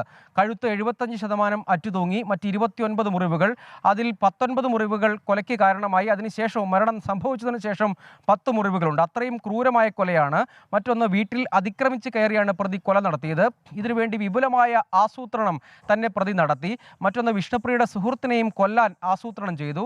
അങ്ങനെ വരുമ്പോൾ ഈ കേസിനെ ആകെ പരിഗണിക്കുകയാണെങ്കിൽ കൊലപാതകത്തിന്റെ സ്വഭാവം, പ്രതിയുടെ മനോനില, കുറ്റബോധം ഒരിക്കൽ പോലും, മനസ്താപം ഒരിക്കൽ പോലും വിചാരണ വേളയിലോ അറസ്റ്റിലായ ഘട്ടത്തിലോ തെളിവെടുപ്പ് വേളയിലോ ഒരിക്കൽ പോലും പ്രതി ഒരു മനസ്താപവും പ്രകടിപ്പിച്ചിട്ടില്ല. അതുകൊണ്ട് പ്രതിക്ക് ഏതെങ്കിലും തരത്തിൽ മാനസാന്തരം ഉണ്ടാകും എന്ന് കരുതുക വയ്യ. മറ്റൊന്ന്, വീട്ടിൽ അതിക്രമിച്ച് കയറി ചുറ്റിക കൊണ്ട് തലക്കടിച്ച് വീഴ്ത്തി അതിക്രൂരമായി കൊലപ്പെടുത്തുകയാണ് ചെയ്തത്. അതിൻ്റെ ഏക പ്രകോപനം പ്രണയം തകർന്നു എന്ന കാരണം മാത്രമാണ്. അങ്ങനെ ഒരു നിസ്സാരമായ കാരണത്തിൻ്റെ മേൽ ഒരു പെൺകുട്ടിയുടെ ജീവനെടുക്കാൻ വേണ്ടി വിപുലമായ ആസൂത്രണം നടത്തി പ്രതി ആയുധങ്ങൾ സംഘടിപ്പിച്ചു, സ്വയം ആയുധങ്ങൾ നിർമ്മിച്ചു, ഓൺലൈൻ വഴി ആയുധങ്ങൾ വാങ്ങി, അതിനുവേണ്ടി വലിയ ആസൂത്രണം നടത്തി. അത് തന്നെ തെളിവ് നൽകുന്നത് പ്രതിയുടെ ക്രൂര മനോഭാവമാണ്. അതുകൊണ്ട് വധശിക്ഷ തന്നെ നൽകണം എന്ന് പ്രോസിക്യൂഷൻ ഇന്ന് കുറ്റക്കാരനാണ് എന്ന് കണ്ടെത്തിയതിന് ശേഷം നടത്തിയ ഹിയറിംഗിൽ വാദിച്ചു. പ്രതിഭാഗം നൽകിയ ഏക ഡിഫൻസ് എന്നത് പ്രതിയുടെ പ്രായം പരിഗണിക്കണം എന്നതായിരുന്നു. അതിന് പ്രോസിക്യൂഷൻ നൽകിയ മറുപടിയും, അറസ്റ്റിലായതിന് പിന്നാലെ പ്രതി അന്വേഷണ ഉദ്യോഗസ്ഥരോട് നൽകിയ കുറ്റസമ്മത മൊഴിക്കൊപ്പം പറഞ്ഞത് തനിക്ക് 25 വയസ്സ് മാത്രമാണ് പ്രായം, 14 വർഷം ശിക്ഷ വിധിച്ചാൽ 39ാമത്തെ വയസ്സിൽ താൻ പുറത്തിറങ്ങും, അതിനുശേഷം താൻ സുഖമായി ജീവിക്കും, താൻ ശരിയായ കൃത്യം മാത്രമാണ് ചെയ്തത്, തന്നെ വഞ്ചിച്ചു എന്ന വാദം പറഞ്ഞു. അതിനെ പ്രോസിക്യൂഷൻ പറഞ്ഞത്, പെൺകുട്ടികളുടെ സുരക്ഷ എന്ന കാര്യം കൂടി ഈ കേസിൽ പരിഗണിക്കണം. ഈ ശിക്ഷാവിധി സമൂഹത്തിനാകെ ഒരു സന്ദേശമാകണം. സമൂഹത്തിനാകെ സന്ദേശമാകണം എന്നത് തന്നെയാണ്. സജു ദേവസ്യാണ് കണ്ണൂരിൽ നിന്ന് വിവരങ്ങൾ നൽകിയത്. മേയർ MLA ദമ്പതികളും KSRTC ഡ്രൈവറും തമ്മിൽ തർക്കമുണ്ടായ ബസ്സിലെ CCTV മെമ്മറി കാർഡ് നഷ്ടപ്പെട്ടതിൽ പങ്കില്ലെന്ന് ബസ്സിലെ കണ്ടക്ടർ സുബിൻ. തർക്കത്തിന് ശേഷം CCTV മോണിറ്റർ മാത്രമാണ് താൻ പരിശോധിച്ചതെന്നും സുബിൻ പോലീസിന് മൊഴി നൽകി. ഇയാൾക്കൊപ്പം ചോദ്യം ചെയ്ത KSRTC സ്റ്റേഷൻ മാസ്റ്ററെ ഉടൻ വിട്ടയക്കും. ഷഫീദ് റാവുത്തർ തിരുവനന്തപുരത്ത് വിവരങ്ങൾ നൽകാനുണ്ട്. ഷഫീദ്, ഈ മെമ്മറി കാർഡ് കാണാതായതുമായി ബന്ധപ്പെട്ടാണല്ലോ ബസ്സിലെ കണ്ടക്ടറായ സുബിനെ കസ്റ്റഡിയിലെടുത്ത് ചോദ്യം ചെയ്തതും അതോടൊപ്പം തന്നെ അവിടെ ഉണ്ടായിരുന്ന ഇയാൾക്കൊപ്പം KSRTC സ്റ്റേഷൻ മാസ്റ്ററെയും ചോദ്യം ചെയ്തത്. എന്താണ് ഇവർ പോലീസിന് നൽകിയിരിക്കുന്ന മൊഴി? ഈ മെമ്മറി കാർഡിന് വേണ്ടിയുള്ള അന്വേഷണം എവിടെ എത്തി? ഗോപി, ഈ മെമ്മറി കാർഡ് കേന്ദ്രീകരിച്ച് KSRTC നൽകിയ പരാതിയുടെ അടിസ്ഥാനത്തിലായിരുന്നു തമ്പാനൂർ പോലീസ് വളരെ പെട്ടെന്നൊരു നീക്കത്തിലേക്ക് കടന്നത്. ഇന്ന് പുലർച്ചെയാണ് ഈ സംഭവ ദിവസം ഡ്രൈവറായിരുന്ന യദുവിനൊപ്പം ആ ബസ്സിലുണ്ടായിരുന്ന കണ്ടക്ടർ സുബിനെ വീട്ടിൽ നിന്ന് പോലീസ് കസ്റ്റഡിയിലെടുത്ത് തിരുവനന്തപുരം സിറ്റി പോലീസ് കമ്മീഷണറുടെ ഓഫീസിലെത്തിച്ച ചോദ്യം ചെയ്തു വന്നത്. മാത്രവുമല്ല, തമ്പാനൂർ ഡിപ്പോ സ്റ്റേഷൻ മാസ്റ്ററെയും പോലീസ് ചോദ്യം ചെയ്യാൻ ഇന്ന് വിളിപ്പിച്ചിരുന്നു. അങ്ങനെ ചോദ്യം ചെയ്യൽ പുരോഗമിക്കുന്നു. അതിനിടയിലാണ് വളരെ പ്രധാനപ്പെട്ട ഒരു വിവരം നമുക്ക് ലഭിക്കുന്നത്. ഈ സുബിനെ ചോദ്യം ചെയ്യാൻ വിളിപ്പിക്കാനുണ്ടായ ഒരു കാരണം, അതായത് തർക്കത്തിന് ശേഷം ബസ്സിലെ CCTV ക്യാമറ പരിശോധിക്കുന്ന ദൃശ്യങ്ങൾ അത് ലഭിച്ചിരുന്നു. ഇതിന്റെ അടിസ്ഥാനത്തിലാണ് സുബിനെ ചോദ്യം ചെയ്യാൻ വിളിപ്പിച്ചത്. എന്നാൽ സുബിൻ കുറ്റം നിഷേധിച്ചെന്ന് ഇപ്പോൾ പോലീസ് പറയുന്നുണ്ട്. CCTVയുടെ മോണിറ്റർ നോക്കുക മാത്രമാണ് ചെയ്തതെന്ന് സുബിൻ പോലീസിന് മൊഴി നൽകിയിട്ടുണ്ട്. ഇത് സാധൂകരിക്കുന്ന രീതിയിലുള്ളൊരു മൊഴിയാണ് KSRTC Thiruvananthapuram Thampanoor depot station മാസ്റ്ററും നൽകിയതെന്നുള്ളതാണ് നിലവിൽ ഇപ്പോൾ പോലീസ് പറയുന്ന കാര്യം. അതേസമയം ഈ സുബിനെയും അതേപോലെ തന്നെ സ്റ്റേഷൻ മാസ്റ്ററെയും ഈ ചോദ്യം ചെയ്യാൻ വിളിപ്പിച്ചതിലടക്കം ബന്ധുക്കൾക്ക് ഇക്കാര്യത്തിൽ ചില പ്രതിഷേധങ്ങളുണ്ട്. അതടക്കമുള്ള കാര്യങ്ങളുടെ വിവരങ്ങളും ഈ ഘട്ടത്തിൽ പുറത്തു വരുന്നുണ്ട്. ഏതായാലും മെമ്മറി കാർഡ് കേന്ദ്രീകരിച്ച് വളരെ വിശദമായ അന്വേഷണത്തിലേക്ക് കടക്കുന്നു എന്നുള്ള സൂചനകൾ തന്നെയാണ് പോലീസ് നൽകിയിട്ടുള്ളത്. നേരത്തെ യദു തന്നെയാണ് ഈ മെമ്മറി കാർഡ് എടുത്ത് മാറ്റിയെന്നുള്ള സംശയത്തിൽ പോലീസ് അന്വേഷണം നടത്തിയിരുന്നു. ഈ സംഭവത്തിന് ശേഷം ജാമ്യം ലഭിച്ച യദു തൊട്ടടുത്ത ദിവസം ഡിപ്പോയിലെത്തി ബസ്സിനടുത്തേക്ക് പോകുന്ന ദൃശ്യങ്ങളടക്കമുള്ള കാര്യങ്ങൾ പോലീസിന് ലഭിച്ചിരുന്നു. ആ സാഹചര്യത്തിലായിരുന്നു യദുവിനെ കേന്ദ്രീകരിച്ച് പോലീസ് അന്വേഷണം നടത്തിയത്. ഏതായാലും വിശദമായ അന്വേഷണം പോലീസിൻ്റെത് പുരോഗമിക്കുകയാണ്. ഗോപി, ശരി, ഷഫീദ് റാവുത്തറാണ് തിരുവനന്തപുരത്ത് നിന്ന് വിവരങ്ങൾ നൽകിയത്. നവകേരള യാത്രക്കിടെ മുഖ്യമന്ത്രിയെ കരിങ്കൊടി കാണിച്ച യൂത്ത് കോൺഗ്രസ് പ്രവർത്തകരെ മർദ്ദിച്ച കേസിൽ ഗൺമാൻമാരെ ചോദ്യം ചെയ്തു. അനിൽ കല്ലിയൂർ, സന്ദീപ് എന്നിവരെയാണ് ക്രൈംബ്രാഞ്ച് ചോദ്യം ചെയ്തത്. കേസെടുത്ത 5 മാസങ്ങൾക്ക് ശേഷമാണ് നടപടി. മുഖ്യമന്ത്രിയുടെ ജീവൻ രക്ഷിക്കാനാണ് പ്രതിഷേധക്കാരെ തല്ലിയതെന്നാണ് ഗൺമാൻമാരുടെ ന്യായീകരണം. മനീഷ് മഹിപാൽ ആലപ്പുഴയിൽ നിന്ന് വിവരങ്ങൾ നൽകാറുണ്ട്. മനീഷ്, എന്താണ് ഗൺമാൻമാരെ ചോദ്യം ചെയ്തപ്പോൾ അവർ പറഞ്ഞത്? ഗോപികൃഷ്ണൻ, ഏറ്റവും ശ്രദ്ധേയമായ കാര്യം, ഇത് തെരഞ്ഞെടുപ്പിന് മുൻപ് വളരെ അതീവ രഹസ്യമായിട്ടായിരുന്നു സംസ്ഥാന പോലീസ് ക്യാമ്പിൽ വെച്ചായിരുന്നു, ആ സ്ഥലത്ത് വെച്ചായിരുന്നു ഇവരെ ചോദ്യം ചെയ്തത്. മറ്റൊരു ആവശ്യത്തിന് വേണ്ടി ആലപ്പുഴയിലെ ക്രൈംബ്രാഞ്ച് DYSP അരുൺ സംഘവും തിരുവനന്തപുരത്ത് കോടതിയിൽ പോയ സമയത്താണ് ഇവരെ അവിടെ വെച്ച് കണ്ട് ചോദ്യം ചെയ്തത്. ഇവർ മൊഴിയിൽ പറയുന്ന പ്രധാനപ്പെട്ട കാര്യം, കണ്ണൂർ മുതൽക്കേ മുഖ്യമന്ത്രിക്കെതിരെ നടന്ന പ്രതിഷേധങ്ങൾ ഒക്കെ തന്നെ അക്രമ സ്വഭാവം ഉണ്ടായിരുന്നു. തങ്ങളുടെ ജോലിയുടെ ഭാഗമായി മുഖ്യമന്ത്രിയുടെ ജീവൻ രക്ഷിക്കാൻ വേണ്ടിയിട്ടാണ് യൂത്ത് കോൺഗ്രസ് പ്രവർത്തകരെ പ്രതിഷേധിച്ചവരെ മർദ്ദിച്ചതെന്നുള്ള മൊഴിയാണ് നൽകിയിട്ടുള്ളത്. പക്ഷേ ഇതിൽ ഇനി ഇവർക്ക് അറസ്റ്റ് ഉള്ള അടക്കമുള്ള നടപടികളിലേക്ക് പോലീസ് കടക്കുമോ, അന്വേഷണ സംഘം കടക്കുമോ എന്ന കാര്യത്തിൽ ഇപ്പോഴും വ്യക്തത വന്നിട്ടില്ല. നിലവിൽ ജാമ്യം ലഭിക്കാവുന്ന വകുപ്പുകളാണെങ്കിലും കോടതിയിൽ കുറ്റം തെളിഞ്ഞാൽ 7 വർഷം വരെ തടവ് ലഭിക്കാവുന്ന കുറ്റമാണ് ഇവർ ചെയ്തിട്ടുള്ളത്. കഴിഞ്ഞ 5 മാസത്തിനിടയിലും ഉണ്ടായിട്ടുള്ള പോലീസിന്റെ ആദ്യ നടപടിയാണ്. അതായത് ആലപ്പുഴ സൗത്ത് പോലീസിൽ ആദ്യം പരാതി നൽകിയിട്ടും ആദ്യം പോലീസ് കേസെടുക്കാൻ തയ്യാറായിരുന്നില്ല. പിന്നീട് കോടതിയുടെ നിർദ്ദേശപ്രകാരമായിരുന്നു ആലപ്പുഴ സൗത്ത് പോലീസ് ഇവർക്കെതിരെ കേസെടുത്തത്.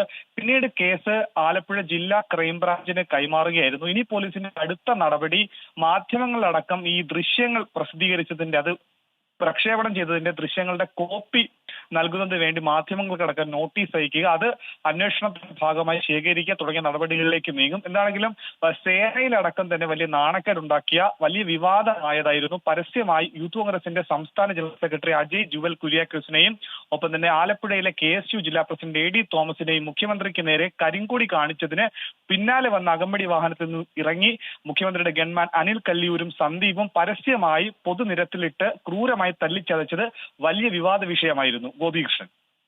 മനീഷ് മഹിപാലാണ് വിവരങ്ങൾ നൽകിയത് ആലപ്പുഴയിൽ നിന്ന്. +1 സീറ്റ് പ്രതിസന്ധിയിൽ മുസ്ലിം ലീഗ് സമരത്തിലേക്ക്. ക്ലാസിൽ കുട്ടികളെ കുത്തിനിറയ്ക്കാനാണ് സർക്കാർ ശ്രമിക്കുന്നതെന്ന് മുസ്ലിം ലീഗ് ദേശീയ ജനറൽ സെക്രട്ടറി PK കുഞ്ഞാലിക്കുട്ടി പറഞ്ഞു. സമരം ഏതായാലും ഉണ്ടാവും, ആ കാര്യത്തിൽ സംശയമൊന്നുമില്ല. പ്രക്ഷോഭം ഉറപ്പായിട്ടുണ്ടാവും. ഈ കാര്യത്തിൽ പ്രക്ഷോഭം ഉണ്ടായില്ലെങ്കിൽ പിന്നെ ഏത് കാര്യത്തിലുണ്ടാവുക? ഇത് അധിക സീറ്റ് കൊടുത്തുകൊണ്ട് ഈ പ്രശ്നം തണുക്കൂല. കാരണം എന്താണെന്ന് വെച്ചാൽ ഓരോ ക്ലാസ്സിലും കുത്തി നിറച്ചിരിക്കുന്ന കുട്ടികളെത്ര, ഇങ്ങനെ കുട്ടികളെ കുത്തി നടക്കാൻ പാടുണ്ടോ? അതുകൊണ്ട് അധികം സീറ്റ് കൊടുത്തു എന്ന് വിചാരിച്ച് ഇത് തണുക്കാനും പോകുന്നില്ല, സമരം ഒഴിവാകാനും പോകുന്നില്ല. ഷഹദ്, മലപ്പുറത്തെ +1 സീറ്റിന്റെ പ്രശ്നം എന്നത് പുതിയൊരു വിഷയമല്ല. അത് കുറച്ച് കാലമായി അവിടെ നിലനിൽക്കുന്നതാണ്. അവിടെ +1 സീറ്റുകൾ കൂടുതൽ അനുവദിക്കാൻ സർക്കാർ തീരുമാനിച്ചിരുന്നു. എന്നിട്ടും പ്രശ്നങ്ങൾ അവസാനിക്കുന്നില്ല എന്നതാണോ ലീഗിന്റെ പരാതി? സമരത്തിലേക്ക് കടക്കുമെന്നാണല്ലോ പി കെ കുഞ്ഞാലിക്കുട്ടി പറഞ്ഞത്. എന്താണ് മറ്റു വിവരങ്ങൾ? തീർച്ചയായും ഗോപി അങ്ങനെ തന്നെയാണ്. കാരണം മുസ്ലിം ലീഗ് നിലപാട് വ്യക്തമാക്കിയിരിക്കുന്നു. കാരണം ഈ വിഷയം ഗോപി സൂചിപ്പിച്ചതുപോലെ തന്നെ ഇന്നോ ഇന്നലെയോ തുടങ്ങിയതല്ല, കഴിഞ്ഞ കുറച്ചധികം വർഷങ്ങളായിട്ട് ഉള്ളതാണ്. അപ്പോൾ ഇതിന് ഒരു ശാശ്വത പരിഹാരം കാണണം എന്നുള്ളതാണ് പ്രധാനമായിട്ടും ലീഗ് ഉന്നയിക്കുന്ന ഒരു ആവശ്യം എന്നുള്ളത്. അതുകൊണ്ട് തന്നെ ഈ വിഷയത്തിൽ സർക്കാർ എന്ത് ചെയ്യുന്നു എന്നുള്ളത് നോക്കിക്കാണാനാണ് തങ്ങൾക്ക് ആഗ്രഹം. ഈ കുട്ടികളെ കുത്തി നിറയ്ക്കുന്ന നടപടി അല്ലെങ്കിൽ അത്തരം പരിപാടികൾ അവസാനിപ്പിക്കണം. എല്ലാ കുട്ടികളും, അതായത് കുറേ അധികം വിദ്യാർത്ഥികളാണ് മലപ്പുറത്ത് ഇത്തരത്തിൽ ഈ പാസ്സായി കഴിഞ്ഞതിന് ശേഷം പുറത്തു നിൽക്കുന്നത്, ചേരാൻ പറ്റാതെ. അതുകൊണ്ട് അത് അവസാനിപ്പിക്കണം. പല സ്ഥലങ്ങളിലും, അതായത് മലബാർ വിട്ടുകഴിഞ്ഞാൽ മറ്റ് പല ജില്ലകളിലും അധിക സീറ്റുകളുണ്ട്. അപ്പോൾ അവിടെയുള്ള ഈ കുട്ടികളില്ലാത്ത സ്ഥലങ്ങളിലുള്ള ബാച്ചുകൾ വെട്ടിക്കുറച്ച പകരം അത് മലബാറിലേക്ക് മാറ്റണം എന്നൊരു ആവശ്യമാണ് പ്രധാനമായിട്ടും ഉന്നയിക്കുന്നത്. അതോടൊപ്പം തന്നെ നമുക്കറിയാം, ഇന്ന് രാത്രി മലപ്പുറത്ത് SKSSF നേരത്തെ തന്നെ പ്രഖ്യാപിച്ച ഒരു സമരം കൂടി വരാനിരിക്കുകയാണ്. കാരണം നൈറ്റ് മാർച്ച് നടക്കുകയാണ്. അത് പ്രധാനമായിട്ടും ഈ വിഷയം ചൂണ്ടിച്ച് കാണിച്ചുകൊണ്ടാണ് ഇത്തരത്തിൽ സമരം അവർ നടത്തുന്നത്. അപ്പോൾ അതിന് തൊട്ടു പുറകെയാണ് ഇപ്പോൾ മുസ്ലിം ലീഗ് തന്നെ ഇതുമായി ബന്ധപ്പെട്ട നിലപാട് വ്യക്തമാക്കുകയും ശക്തമായ പ്രക്ഷോഭ പരിപാടികൾ നടത്തുകയും ചെയ്യും എന്നൊരു നിലപാട് വ്യക്തമാക്കിയിരിക്കുന്നത്. നമുക്കറിയാം, മുൻകാലങ്ങളിൽ MSF ഉൾപ്പെടെയുള്ള സംഘടനകൾ അതിശക്തമായ സമരരംഗത്തുണ്ടായിരുന്നു. അതിൻ്റെ ഫലമായിട്ട് കഴിഞ്ഞ തവണ കുറച്ചധികം സീറ്റുകളൊക്കെ അനുവദിച്ചിട്ടുണ്ടായിരുന്നു. ഇത്തവണ അതിൻ്റെ മുന്നോടിയായിട്ടാണ് കുറേ അധികം സീറ്റുകൾ അനുവദിക്കാനുള്ള ഒരു തീരുമാനമുണ്ടായത്. പക്ഷേ അപ്പോഴും മലബാറിൽ, പ്രത്യേകിച്ച് മലപ്പുറം ഉൾപ്പെടെയുള്ള ജില്ലകളിൽ ഇതിൽ പരിഹരിക്കാൻ ഒരു നടപടിയും ആയിട്ടില്ല, അല്ലെങ്കിൽ ശാശ്വത പരിഹാരം ഉണ്ടായിട്ടില്ല എന്നുള്ളൊരു പ്രധാനപ്പെട്ട ആരോപണമാണ് ഇപ്പോൾ ലീഗ് ഉന്നയിക്കുന്നത്. അതുകൊണ്ട് പ്രത്യക്ഷ സമരത്തിലേക്ക് പോകാനാണ് നിലവിലെ സാഹചര്യത്തിൽ മുസ്ലിം ലീഗ് തീരുമാനിച്ചിരിക്കുന്നത്. അതുമായി ബന്ധപ്പെട്ട മറ്റ് തീരുമാനങ്ങൾ അല്ലെങ്കിൽ തുടർ നടപടികൾ വരും ദിവസങ്ങളിൽ ഉണ്ടാകും എന്നുള്ളതാണ് മനസ്സിലാക്കാൻ സാധിക്കുന്നത്. ഈ അധ്യയന വർഷം അല്ലെങ്കിൽ ഈ അവധിക്കാലം കഴിയാൻ പോവുകയാണ്, അധ്യയന വർഷം ആരംഭിക്കാൻ പോവുകയാണ്. ആ ഒരു പശ്ചാത്തലത്തിൽ ഇനിയുള്ള ദിവസങ്ങൾ ഒരുപക്ഷെ കൂടുതൽ സമരങ്ങളുമായിട്ട് ആയിരിക്കും മുസ്ലിം ലീഗും ഒപ്പം തന്നെ MSFും ഉൾപ്പെടെയുള്ള സംഘടനകൾ ഇനിയുള്ള ദിവസങ്ങളിൽ തെരുവിലുണ്ടാവുക. ശരി, ഷഹദ് റഹ്മാനാണ് വിവരങ്ങൾ നൽകിയത് മലപ്പുറത്ത് നിന്ന്. രാജ്യത്തെ ഹിന്ദു ജനസംഖ്യ കുറഞ്ഞെന്നും മുസ്ലിം ജനസംഖ്യ കൂടിയെന്നുമുള്ള റിപ്പോർട്ടിനെതിരെ പ്രതിപക്ഷം. പ്രധാനമന്ത്രിയുടെ സാമ്പത്തിക ഉപദേശക കൗൺസിൽ തയ്യാറാക്കിയ വർക്കിംഗ് റിപ്പോർട്ടിലാണ് ഈ പരാമർശം. തെരഞ്ഞെടുപ്പിനിടെ ജനശ്രദ്ധ തിരിക്കാനുള്ള നീക്കമാണ് റിപ്പോർട്ടിന് പിന്നിലെന്ന് പ്രതിപക്ഷം ആരോപിച്ചു. 1950 മുതൽ 2015 വരെയുള്ള കാലയളവിൽ ഹിന്ദു ജനസംഖ്യ 7.82% കുറഞ്ഞുവെന്നാണ് പ്രധാനമന്ത്രിയുടെ സാമ്പത്തിക ഉപദേശക കൗൺസിൽ തയ്യാറാക്കിയ വർക്കിംഗ് പേപ്പറിൽ പറയുന്നത്.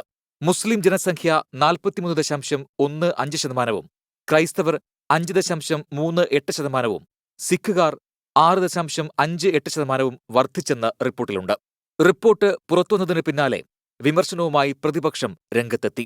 മോദി സർക്കാർ രാജ്യത്ത് സെൻസസ് നടത്തിയിട്ടില്ലെന്നും കണക്കിന് ആധികാരികതയില്ലെന്നും CPI general secretary D. Raja. It means there is an attempt by bringing out such a data to polarize the people. So people should be cautious with regard to such reports. BJP വിദ്വേഷ പ്രചാരണം നടത്തുകയാണെന്ന് Samajwadi party ആരോപിച്ചു. Report പുറത്തുവിട്ട സമയത്തെയും SP വക്താവ് ST Hasan വിമർശിച്ചു. देश में नफरतों का बाजार गर्म करने की पूरी साजिश है. वोट को पोलराइज करने की, हिंदू मुसलमान को बांटने की साजिशें मुसलसल हो रही है. വാട്സാപ്പ് യൂണിവേഴ്സിറ്റിയിൽ നിന്ന് ലഭിച്ച വിവരങ്ങളാണ് റിപ്പോർട്ട് എന്ന പേരിൽ പുറത്തുവിട്ടതെന്ന് AIMIM നേതാവ് അസദുദ്ദീൻ ഒവൈസി ആരോപിച്ചു. 24 ഡൽഹി. പ്രധാനമന്ത്രി നരേന്ദ്രമോദി തിരഞ്ഞെടുപ്പ് പെരുമാറ്റച്ചട്ടം ലംഘിച്ചെന്ന് ഡൽഹി ഹൈക്കോടതിയിൽ ഹർജി. പ്രധാനമന്ത്രി വിഭാഗീയത സൃഷ്ടിക്കുന്നുവെന്നും അടിയന്തര നടപടി വേണമെന്നും ഹർജിയിൽ പറയുന്നു. വിഷയം വിശദമായി പരിശോധിക്കേണ്ടത് തിരഞ്ഞെടുപ്പ് കമ്മീഷനാണെന്ന് കോടതി വാക്കാൽ പരാമർശിച്ചു. ബൽറാം നെടുങ്ങാടി ഡൽഹിയിൽ നിന്ന് വിവരങ്ങൾ നൽകാറുണ്ട്. ബൽറാം, പ്രധാനമന്ത്രി തിരഞ്ഞെടുപ്പ് പെരുമാറ്റച്ചട്ടം ലംഘിച്ചു എന്ന ഹർജിയിൽ എന്തൊക്കെ കാര്യങ്ങളാണ് പറയുന്നത്? ഏതെങ്കിലും തരത്തിലുള്ള ഇടപെടൽ കോടതിയുടെ ഭാഗത്ത് ഉണ്ടായിട്ടുണ്ടോ ബൽറാം? ഗോപികൃഷ്ണൻ, ബൻസ്വാഡയിൽ കഴിഞ്ഞ മാസം 21-ന് പ്രധാനമന്ത്രി നരേന്ദ്രമോദി നടത്തിയ പരാമർശത്തിന് എതിരെയാണ് ഡൽഹി ഹൈക്കോടതിയിൽ ഒരു ഹർജി എത്തിയിരിക്കുന്നത്.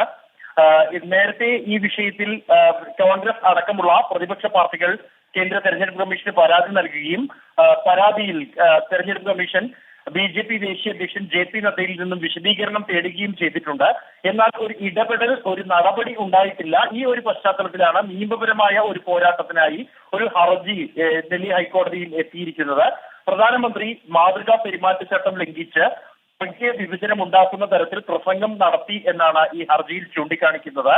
അതുകൊണ്ട് തന്നെ പ്രധാനമന്ത്രി നരേന്ദ്രമോദിക്കും സ്ഥാനാർത്ഥികൾക്കുമെതിരെ അടിയന്തര നടപടി കോടതിയുടെ ഭാഗത്തു നിന്നും ഉണ്ടാകണം എന്നാണ് ഈ ഹർജിയിൽ ചൂണ്ടിക്കാണിക്കുന്നത്. എന്നാൽ ഈ ഹർജി പരിഗണിച്ച ഡൽഹി ഹൈക്കോടതി ഇക്കാര്യത്തിൽ തെരഞ്ഞെടുപ്പ് കമ്മീഷനാണ്, അതൊരു ഭരണഘടനാ സ്ഥാപനം കൂടിയാണ് തെരഞ്ഞെടുപ്പ് കമ്മീഷൻ. ഇത്തരം പരാതികളിൽ ഉണ്ടാകുന്ന കേസുകളിൽ തെരഞ്ഞെടുപ്പ് കമ്മീഷനാണ് സൂക്ഷ്മമായി പരിശോധിച്ച് അക്കാര്യത്തിൽ നടപടിയെടുക്കേണ്ടത് എന്നും വിഷയം സൂക്ഷ്മമായി കൈകാര്യം ചെയ്യാൻ കോടതിക്ക് കഴിയില്ല എന്നുമുള്ള വാക്കാൽ പരാമർശമാണ് ജസ്റ്റിസ് ദത്തയുടെ ഭാഗത്തു നിന്നും ഉണ്ടായിരിക്കുന്നത്. എന്തായാലും ഇക്കാര്യത്തിൽ ഉടൻ ഒരു നടപടി കോടതിയുടെ ഭാഗത്തു നിന്നും ഉണ്ടായിട്ടില്ല. ഗോപികൃഷ്ണൻ. ശരി, ബൽറാം നെടുങ്ങാടി ആണ് വിവരങ്ങൾ നൽകിയത് ഡൽഹിയിൽ നിന്ന്. തിരുവനന്തപുരം പാറശാല പ്ലാമൂട്ടുകടയിൽ നിർമ്മാണ തൊഴിലാളി കുഴഞ്ഞു വീണ് മരിച്ചു. മാവിളക്കടവ് സ്വദേശി ഫ്രാൻസിസ് ആണ് മരിച്ചത്. സൂര്യാഘാതമാണ് മരണകാരണമെന്നാണ് സംശയം. സലീം മാലിക് തിരുവനന്തപുരത്ത് വിവരങ്ങൾ നൽകാനുണ്ട്. സലീം, കഴിഞ്ഞ ദിവസങ്ങളിലൊക്കെ ഇവിടെ വേനൽ മഴ ലഭിച്ചതാണ് പലയിടങ്ങളിലും. തിരുവനന്തപുരത്ത് ഈ പാറശാലയിലെ നിർമ്മാണ തൊഴിലാളിയുടെ മരണം സൂര്യാഘാതമാണ് എന്ന് സ്ഥിരീകരിച്ചിട്ടുണ്ടോ? എന്തൊക്കെയാണ് വിവരങ്ങൾ? ഗോപി, ഈ മരണം സൂര്യാഘാതമാണെന്ന് ഇതുവരെ സ്ഥിരീകരിച്ചിട്ടില്ല. പക്ഷേ നിർമ്മാണ തൊഴിലാളികൾ ഉൾപ്പെടെയുള്ളവർ പറയുന്നത് അത് സൂര്യാഘാതത്തെ തുടർന്നുണ്ടായ മരണമെന്നാണ്. പക്ഷെ അതിന്റെ സ്ഥിരീകരണം വരണമെങ്കിൽ പോസ്റ്റ്മോർട്ടം റിപ്പോർട്ട് ഉൾപ്പെടെ വരണം. നിലവിൽ ഇന്ന് ഉച്ചയ്ക്കായിരുന്നു ഈ മരണം ഉണ്ടായത്. പ്ലാമൂട്ടുകടയിൽ ഒരു കെട്ടിട നിർമ്മാണത്തിനിടയിലായിരുന്നു ഈ ഫ്രാൻസിസ് എന്നയാൾ, 55-കാരനാണ്, ഈ നിർമ്മാണ പ്രവൃത്തികളിൽ ഏർപ്പെട്ട് ഇരിക്കെ കുഴഞ്ഞു വീണത്. കടുത്ത വെയിലായിരുന്നു ഈ പ്രദേശത്തുണ്ടായിരുന്നത്. അങ്ങനെ ഈ തൊഴിലാളികളെല്ലാം തന്നെ പണിസ്ഥലത്ത് ഏറെ നേരം വിശ്രമിച്ചതിന് ശേഷം വീണ്ടും ഈ പണിയെടുക്കുകയായിരുന്നു. അതിനിടയിൽ കുഴഞ്ഞു വീണു. ഉടൻ തന്നെ മറ്റു തൊഴിലാളികൾ പാറശാല താലൂക്ക് ആശുപത്രിയിൽ എത്തിച്ചെങ്കിലും ജീവൻ രക്ഷിക്കാനായില്ല. അതിനുശേഷം ഇപ്പോൾ തിരുവനന്തപുരം മെഡിക്കൽ കോളേജ് ആശുപത്രിയിലേക്ക് മൃതദേഹം മാറ്റിയിരിക്കുകയാണ്. ഇവിടെ നിന്നും പോസ്റ്റ്മോർട്ടം നടപടികൾക്ക് ശേഷം മാത്രമാണ് അത് സൂര്യാഘാതം തന്നെയാണോ എന്ന് സ്ഥിരീകരിക്കാനാവും. പക്ഷെ മറ്റു രോഗങ്ങളൊന്നും ഈ ഫ്രാൻസിന് ഉണ്ടായിരുന്നില്ല എന്നാണ് കൂടെ ജോലി ചെയ്ത തൊഴിലാളികൾ ഉൾപ്പെടെയുള്ളവർ പറയുന്നത്. ഗോപി. സലീം മാലിക്കാണ് വിവരങ്ങൾ നൽകിയത് തിരുവനന്തപുരത്ത് നിന്ന്.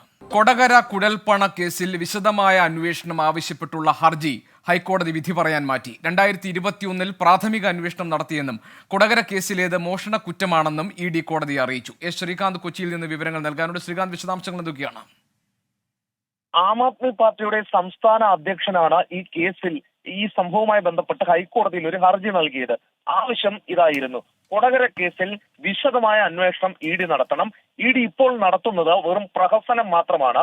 ഇതിലെ ഹവാല ഇടപാടുകളിലേക്കൊന്നും അന്വേഷണം പോകുന്നില്ല. ഇതായിരുന്നു അദ്ദേഹത്തിന്റെ ആരോപണം. തുടർന്ന് ED ഒരു സത്യവാങ്മൂലം നൽകി. അവർ പറയുന്നത് ഇങ്ങനെയാണ്: 2021 പ്രാഥമിക അന്വേഷണം ആരംഭിച്ചു. പ്രാഥമിക അന്വേഷണത്തിന് ശേഷം 2023 ECIR രജിസ്റ്റർ ചെയ്തു. കൊടകര കേസിലേത് മോഷണ കുറ്റം മാത്രമാണ്. നേരെ മറിച്ച് മറ്റ് ഹവാല ഇടപാടുകൾ ഒന്നും തന്നെ തങ്ങളുടെ അന്വേഷണ പരിധിയിലില്ല എന്ന് ED വ്യക്തമാക്കുന്നു. പോലീസ് രജിസ്റ്റർ ചെയ്ത മോഷണ കേസിന്റെ ചുവട് പിടിച്ച് അന്വേഷണം നടത്തുന്നു എന്നാണ് ED പറഞ്ഞിട്ടുള്ളത്. അതിനാൽ തന്നെ ഈ ഹർജിക്കാരൻ പറയുന്ന തരത്തിലുള്ള ഹവാല ഇടപാടുകൾ, മറ്റു കാര്യങ്ങൾ, ഇതൊന്നും തന്നെ തങ്ങളുടെ അന്വേഷണ പരിധിയിൽ ഇല്ല എന്ന് ED വ്യക്തമാക്കുന്നു. തുടർന്ന് ഇതിൽ വിശദ അന്വേഷണം ആവശ്യപ്പെട്ടുള്ള ഹർജി കോടതി വിധി പറയാനായി മാറ്റിയിട്ടുണ്ട്. വൈകാതെ ഇക്കാര്യത്തിൽ വിധി പറയുകയും ചെയ്യും. ഒരു പ്രധാനപ്പെട്ട കാര്യം ഇതിലുള്ളത്, ഇതില് PMLA അടക്കമുള്ള കള്ളപ്പണം വെളുപ്പിക്കൽ നിരോധന നിയമം അത് ചുമത്തിയിട്ടുണ്ട്. അതായത് ഈ റോബറിക്ക് ശേഷം ഈ പണം ഏത് രീതിയിൽ ചിലവഴിച്ചു എന്ന് കണ്ടെത്തുന്നു. അതാണ് EDയുടെ മുന്നിലുള്ള കാര്യം. അഥവാ കണ്ടെത്തി കോടതി മുൻപാകെ റിപ്പോർട്ട് സമർപ്പിക്കുമെന്നും അറിയിച്ചിട്ടുണ്ട്, കുറ്റപത്രം സമർപ്പിക്കുമെന്നും അറിയിച്ചിട്ടുണ്ട്. ഇതിൽ ഇനി ഹർജിക്കാരൻ പറയുന്ന തരത്തിൽ അന്വേഷണം വേണമോ വേണ്ടയോ എന്നുള്ളതിൽ വൈകാതെ വിധിയുണ്ടാകും. ശരി, ശ്രീകാന്താണ് വിവരങ്ങൾ നൽകിയത്. തെരഞ്ഞെടുപ്പ് വാർത്തകൾ. ICL FinCorp 24 ഇലക്ഷൻ സമർപ്പിക്കുന്നത് ICL FinCorp, the intelligent choice. Powered by Asset, responsibly yours. Plaza Premium Gold, the universe's finest ice cream. in association with Durashine Roof and Wall Sheets, ഒരു ടാറ്റ ബ്ലൂസ്കോപ്പ് സ്റ്റീൽ ഉൽപ്പന്നം. ACCA CMA CA പഠിച്ച് ജയിക്കാനുള്ള ശരിയായ മാർഗം. എലാൻസ് 0% പണിക്കൂലി, 100% സന്തോഷം. Al Muktadir jewellery group, India, UAE. MGM Group of Institutions.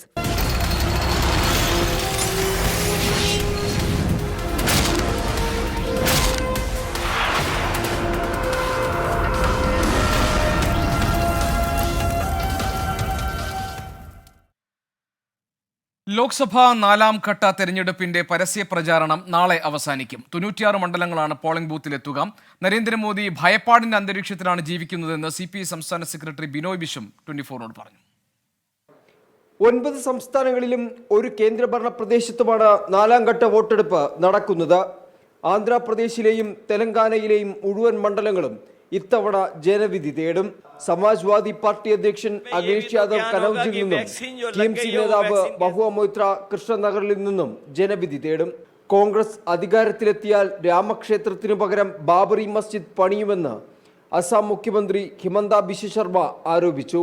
India സഖ്യത്തിന്റെ ശക്തി ഉൾക്കൊള്ളാൻ കഴിയാത്തവരാണ് രാഹുൽ ഗാന്ധിയെ വയനാട്ടിലേക്ക് അയച്ചതെന്ന് CPI സംസ്ഥാന സെക്രട്ടറി ബിനോയ് വിശ്വം 24നോട് പറഞ്ഞു.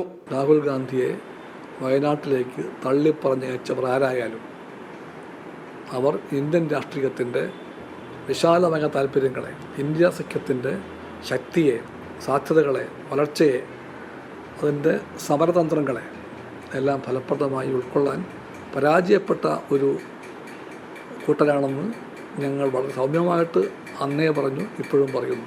ഉത്തർപ്രദേശിലെ കനൌജിൽ SP-യും കോൺഗ്രസും സംയുക്തമായി റാലികൾ സംഘടിപ്പിക്കും. 24 ഡൽഹി. മേയർ MLA ദമ്പതികളും KSRTC ഡ്രൈവറും തമ്മിൽ തർക്കമുണ്ടായ ബസ്സിലെ CCTV മെമ്മറി കാർഡ് നഷ്ടപ്പെട്ട കേസിൽ ചോദ്യം ചെയ്യൽ തുടർന്ന് പോലീസ്. ഡ്രൈവർ യദുവിനെ കമ്മീഷണർ ഓഫീസിൽ എത്തിച്ചു. Conductor Subin, station master Lal Sajeev എന്നിവർക്കൊപ്പം എത്തി യദുവിനെ ചോദ്യം ചെയ്യും. തർക്കത്തിന് ശേഷം CCTV മോണിറ്റർ പരിശോധിച്ചെന്നും മെമ്മറി കാർഡ് നഷ്ടപ്പെട്ടതിൽ പങ്കില്ല എന്നുമാണ് സുബിൻ നൽകിയിരിക്കുന്ന മൊഴി. AV ജയശങ്കർ തിരുവനന്തപുരത്ത് നിന്ന് വിവരങ്ങൾ നൽകാനുണ്ട്. ജയശങ്കർ, എന്താണ് ഇവർ രണ്ടുപേരുടെയും മൊഴി? എന്തൊക്കെ വിവരങ്ങളാണ് കിട്ടുന്നത്? അതായത് ഗോപികൃഷ്ണൻ, ഈ കണ്ടക്ടറെയും ഒപ്പം തിരുവനന്തപുരം ഡിപ്പോയിലെ സ്റ്റേഷൻ മാസ്റ്ററെയും പോലീസ് രാവിലെ മുതൽ ചോദ്യം ചെയ്യുകയാണ്. ഇതുമായി ബന്ധപ്പെട്ട് കണ്ടക്ടർ സുബിനും സ്റ്റേഷൻ മാസ്റ്റർ ലാൽ സജീവും ഈ സംഭവവുമായി ബന്ധപ്പെട്ട് മെമ്മറി കാർഡ് കാണാതായതുമായി ബന്ധപ്പെട്ട് ബന്ധമില്ല എന്നൊരു മൊഴിയാണ് പോലീസിന് നൽകിയിരിക്കുന്നത്. അതിന് പിന്നാലെയാണ് അല്പസമയം മുമ്പ് ഈ ബസ്സിലെ ഡ്രൈവറായിരുന്ന യദുവിനെ കമ്മീഷണർ ഓഫീസിൽ എത്തിച്ചത്. യദുവിനെ ഈ കണ്ടക്ടർ സുബിനൊപ്പവും സ്റ്റേഷൻ മാസ്റ്റർ ലാൽ സജീവിനൊപ്പവും ഇരുത്തി ചോദ്യം ചെയ്യാനാണ് നിലവിൽ പോലീസിന്റെ തീരുമാനം. ഇതിന്റെ ഭാഗമായാണ് യദുവിനെ നിലവിൽ തിരുവനന്തപുരം സിറ്റി പോലീസ് കമ്മീഷണർ ഓഫീസിൽ എത്തിച്ചത്. തമ്പാനൂർ പോലീസാണ് ഇതുമായി ബന്ധപ്പെട്ട അന്വേഷണം നടത്തുന്നത്. തമ്പാനൂർ പോലീസ് ഇവിടെ വെച്ചാണ് ഇതിന്റെ നടപടിക്രമങ്ങൾ നടത്തുന്നത്. എന്തായാലും ഇതുമായി ബന്ധപ്പെട്ട് വിശദമായ ചോദ്യം ചെയ്യലിലൂടെ തെളിവുകളിലേക്ക് എത്താം. ഇതെങ്ങനെ കാണാതെ എന്ന ചിത്രം ലഭിക്കുന്ന പ്രതീക്ഷയിലാണ് പോലീസ് ഉള്ളത്. എന്തായാലും ഇതുമായി ബന്ധപ്പെട്ട ചോദ്യം ചെയ്യൽ പുരോഗമിക്കുകയാണ്. ഗോപികൃഷ്ണൻ. AV ജയശങ്കറാണ് വിവരങ്ങൾ നൽകിയത് തിരുവനന്തപുരത്ത്.